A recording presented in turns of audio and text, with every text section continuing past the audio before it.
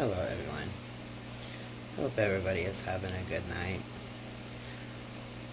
This video is going to be about structural violence.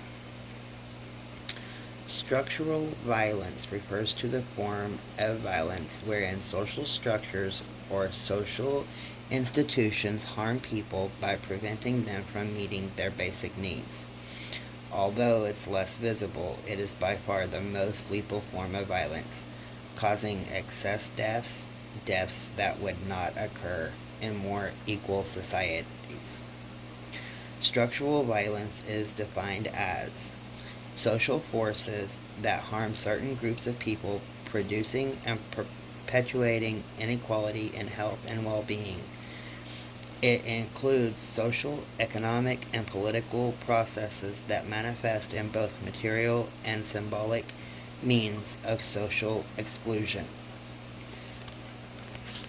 Effects of structural violence and economic oppression create human insecurity, poor psychological well-being and quality of life, existential, psychological, and social suffering, humiliation, injuries to dignity, and multiple losses. Some examples of structural violence include, but not limited to, institutionalized adultism, ageism, classism, elitism, ethnocentrism, nationalism, speciesism, racism, and sexism. Structural violence grows exponentially as unequal power differentials are used to create more unequal structures. Yet, because these limitations are embedded within social structures, people tend to overlook them as nothing more than the ordinary difficulties of life. Derivative forms include cultural, political, symbolic, and everyday violence. Structural violence is also the most potent stimulation of behavioral violence in the forms of homicides, suicides, mass murders, and war. It is therefore one of the most critical areas of violence studies to examine in our time. Conceptualizing structural violence can help guide peace research through the consideration of conditions that might add positively to peace rather than merely aid the cause of peace in a negative way or reducing violence and war.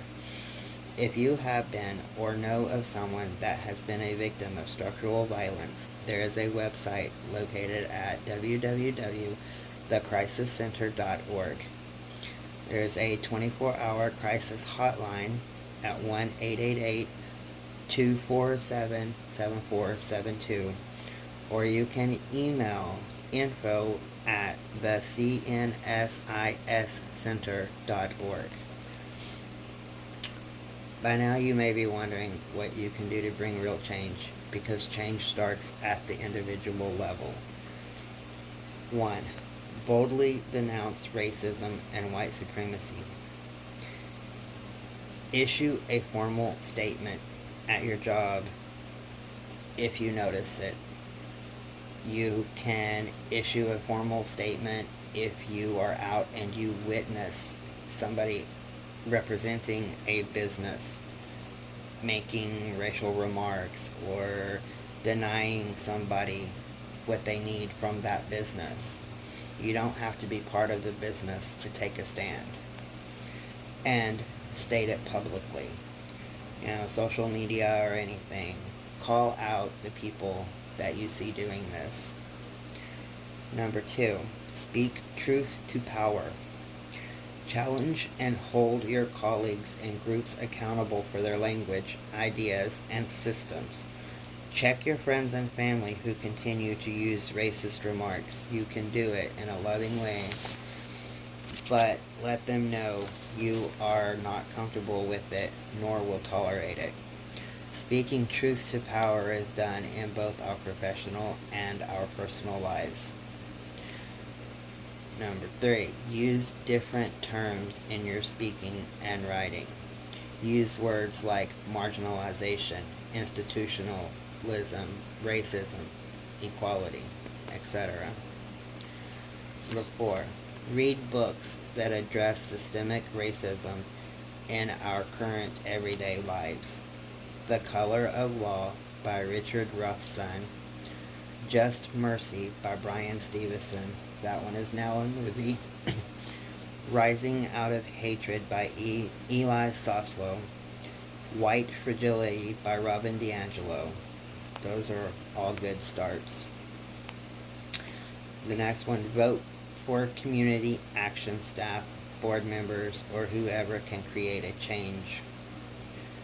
Next, Call Out Voter Disenfranchisement. Check to see how hard it is for minorities to vote in your neighborhood. You can ask minorities. You can ask the board members and see if you get a different answer. You can go to the polls and watch and see how many people are turned away, and then ask them why they got turned away. Hold local officials accountable. Attend city meetings. Follow them on social media.